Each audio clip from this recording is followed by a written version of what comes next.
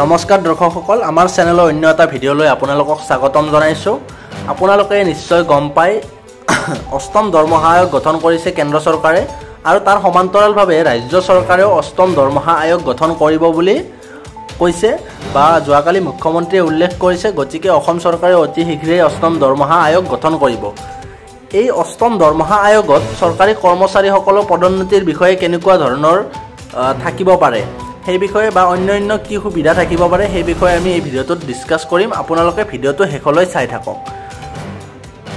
অষ্টম দৰমহা আয়োগত কি ধৰণৰ হ'ব পাৰে সেই সম্পৰ্কত কেন্দ্ৰীয় চৰকাৰে national council of joint consultative machinery NCJCMৰ পৰা অষ্টম বেতন আয়োগৰ চৰ্তসমূহৰ বাবে পৰামৰ্শ বিচাৰে।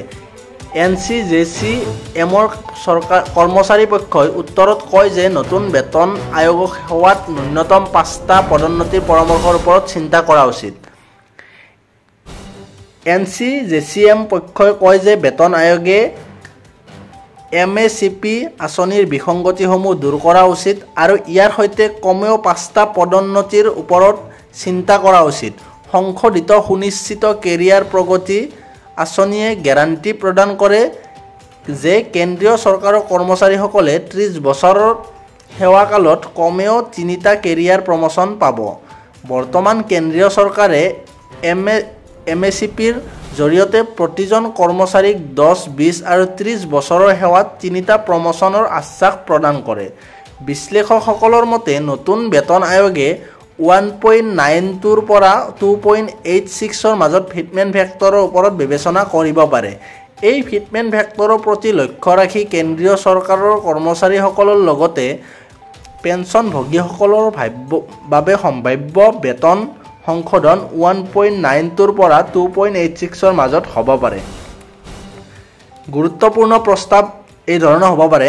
দৰমহাৰ গাঁথনি, দৰমহাৰ স্কেলৰ একত্ৰীকৰণকে ধৰি সকলো শ্ৰেণীৰ কৰ্মচাৰীৰ বাবে দৰমহাৰ গাঁথনি পৰ্যালোচনা, ন্যূনতম মজুৰি, আইক্ৰইড ফৰ্মুলা আৰু 15 সংখ্যক ভাৰতীয় শ্ৰমিক সন্মিলনৰ পৰামৰ্শৰ ভিত্তিত এক মান্য ন্যূনতম মজুৰি নিৰ্ধাৰণ কৰা, DA উন্নত আৰ্থিক সুৰক্ষাৰ বাবে DA বেচিক পে আৰু পেঞ্চনৰ সৈতে একত্ৰিত কৰা, অৱসৰৰ সুবিধা 2004 চনৰ 1 জানুৱাৰীৰ পিছত নিযুক্তি পোৱা কৰ্মচাৰীৰ বাবে পেঞ্চন, গ্ৰেচুইটি আৰু পৰিয়াল পেঞ্চনৰ সুবিধাৰ পুনৰীক্ষণ আৰু নিৰ্ধাৰিত পেঞ্চন আঁচনিৰ পুনৰুদ্ধাৰ, চিকিৎসা সুবিধা,